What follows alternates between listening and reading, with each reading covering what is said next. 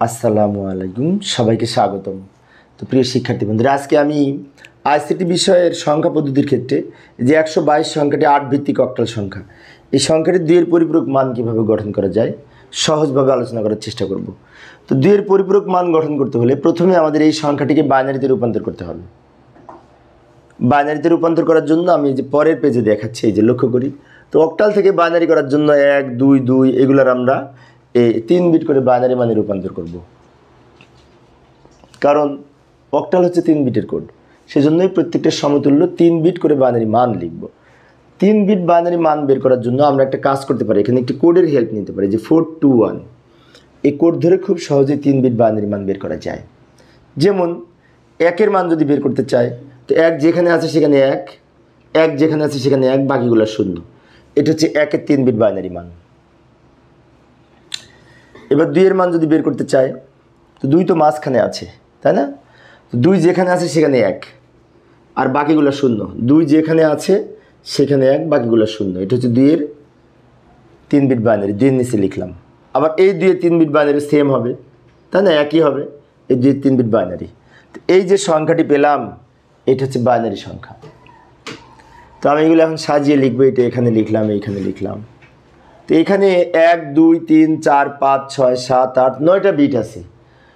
তো 9 বিটের মধ্যে আমি যদি এই পর্যন্ত লিখি তাহলে লেখা যাবে, কারণ এই যে বামের এই শূন্য একটা ইচ্ছে করলে বাদ দেওয়া যায়। সেজন্য 9 বিট থেকে আমরা 8 বিটে সাজিয়ে লিখবো। 8 বিটে যদি সাজিয়ে লিখি তাহলে আমি পরে নিয়ে যাই, এখানে জায়গা নাই, পরের পেজে আমি 2 এর পরিপূরক করে দেখাচ্ছি। এই যে এই 122-এর যে বাইনারি মান পেয়েছিলাম তাকে 8 বিটে সাজিয়ে লিখলাম। 8 বিটে সাজিয়ে লিখলাম।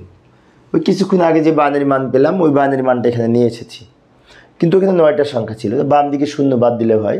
তাই আমরা এখানে 8 বিটে সাজিয়ে লিখেছি, 1, 2, 3, 4, 5, 6, 7, 8। এবং এই 8 বিটে যে সাজিয়ে লিখলাম এটাকে বলা হয় 8 বিট প্রকৃত মান বা 8 বিটে রেজিস্টারে সাজিয়ে লেখা। এবার এই সংখ্যাটির সাথে আমরা কি করব, এই 1-এর পরিপূরক করব। তো 1-এর পরিপূরক হচ্ছে এইখানে যে বাইনারি সংখ্যাগুলো রয়েছে, বিটগুলো রয়েছে, ঠিক উল্টিয়ে লিখব। উপরে 0 থাকলে নিচে 1 হবে, উপরে 1 থাকলে নিচে 0 হবে। এভাবে লিখে যে মান পাবো তাকে বলে 1-এর পরিপূরক মান। যেমন লক্ষ্য করি, উপরে 0 আছে, 0-এর পরিবর্তে 1 লিখব, 1-এর পরিবর্তে 0 লিখব, 0-এর পরিবর্তে 1 লিখব, 1-এর পরিবর্তে 0 লিখব, 0-এর পরিবর্তে 1 লিখব, 1-এর পরিবর্তে 0 লিখব, 0-এর পরিবর্তে 1 লিখব। এবং এই যে সংখ্যাটি পেলাম এটাকে বলা হয় 1-এর পরিপূরক মান। এবং এই 1-এর পরিপূরক মানের সাথে 1 যোগ করে আমরা এইখানে যে সংখ্যাটি পাবো সেটা হচ্ছে এই 2-এর পরিপূরক মান। এখন 2-এর পরিপূরক মানের ক্ষেত্রে যে -122 হবে, কেন মাইনাস হবে একটু পরে বলছি, আমি আগে অঙ্কটা শেষ করি। এখন আমরা যোগ করব, এই লাইনের সাথে কিন্তু 1 যোগ করব, এবং এই যোগ কিন্তু বাইনারি যোগ। তো বাইনারি যোগে আমরা জানি 2টা 1 যোগ করে কিন্তু 10 হয়, তাই না? কেন 10 হয়? 2টা 1 যোগ করে 2, 2-এর বাইনারি 10, সেজন্য আমরা বলে থাকি 1 আর 1 যোগ করে 10। লক্ষ্য করি, বাইনারিতে 1 আর 1 যোগ করে 10, 10-এর 0, হাতে থাকে 1, হাতের 1 0-এর সাথে যোগ করে 1। এবার হাতে কোনো সংখ্যা নাই, এই 1 নিচে নেমে যাবে, এই 1 নিচে নেমে যাবে, এই 0 নেমে যাবে, এই 1 নামবে, এই 0 নামবে, 1 নামবে। এই যে সংখ্যাটি পেলাম এটাকে বলা হয় এই 2-এর পরিপূরক মান, এবং -122-এর মান হবে। এখন কেন মাইনাস হবে, তাই না? কারণটি হচ্ছে কোনো বাইনারি সংখ্যার 8 বিটে সাজানোর পরে সাইন বিটটা যদি 1 হয় তাহলে সেই সংখ্যাটি কিন্তু এই নেগেটিভ মান হয়। অর্থাৎ 8 বিট রেজিস্টারের প্রথমে বাম দিকের যে বিট এটা হচ্ছে প্লাস মাইনাস নির্ধারণকারী বিট, আর প্রথমের এই সংখ্যাটি বাদ দিয়ে, প্রথম বিটটা বাদ দিয়ে বাকিগুলো হচ্ছে সংখ্যা বিট বা নাম্বার বিট।